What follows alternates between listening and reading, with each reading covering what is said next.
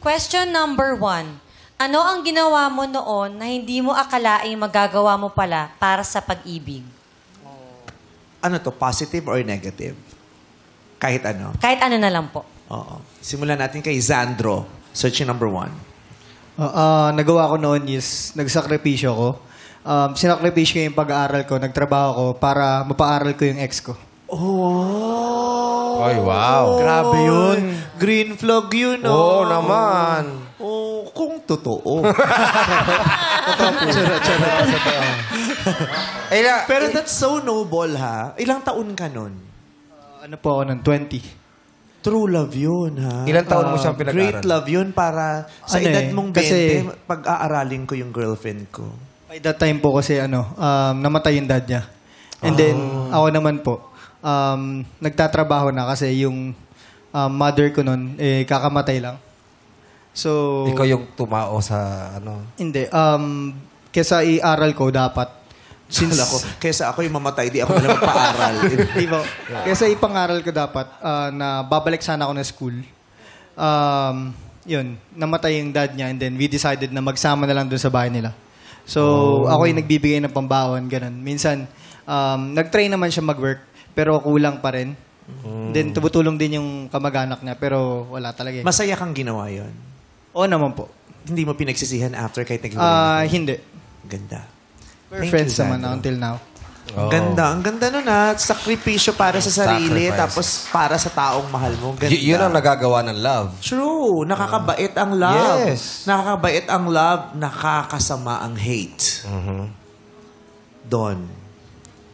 Para sa akin po, yung hindi ko nauulitin is yung hindi mag-effort sa mahal mo.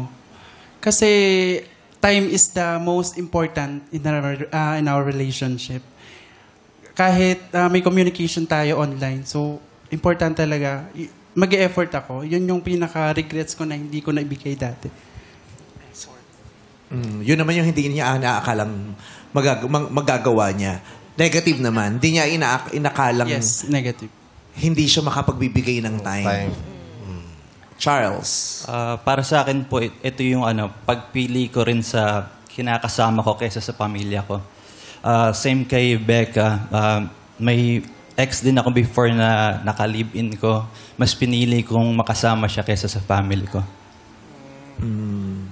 Yun din.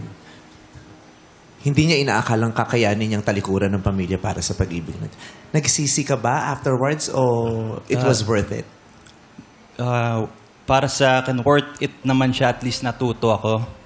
Kasi ngayon, bumalik ako sa family ko. Tinanggap din nila ako ng maayos. At yun, hindi rin nila ako tinalikuran. Yun ang maganda kasi sa pamilya, no? Bukas ang pinto. Correct. Sarado lang ang gate. Tapos may Doberman pa. May Doberman. May Doberman. May lapa ka pa nga. So next time na sinabihan ka ng pamilya mo na bukas ang pinto, Tatanungin magdala ka mo. ng susi. Oo. Pag sinabi, bukas ang pinto. Hindi, iwan nyo yung susi doon. Ako nang bahala. Sa mga narinig mong sagot, anong sagot doon yung magandang epekto sa'yo at bibigyan mo ng green flag? Sa akin, for me, bibigyan ko to ng green flag kasi nakarelate din ako dito kasi sa pag-aaral din. So, si Searchy number 1. Oh. Huminto ka din para pag-aralin yung ex mo? Ay, hindi po. Working student po kami ng twin sister ko po. Kasi po namatay din po yung dad po namin nun. Okay. Okay. Congratulations, Zandro. May green flag ka na.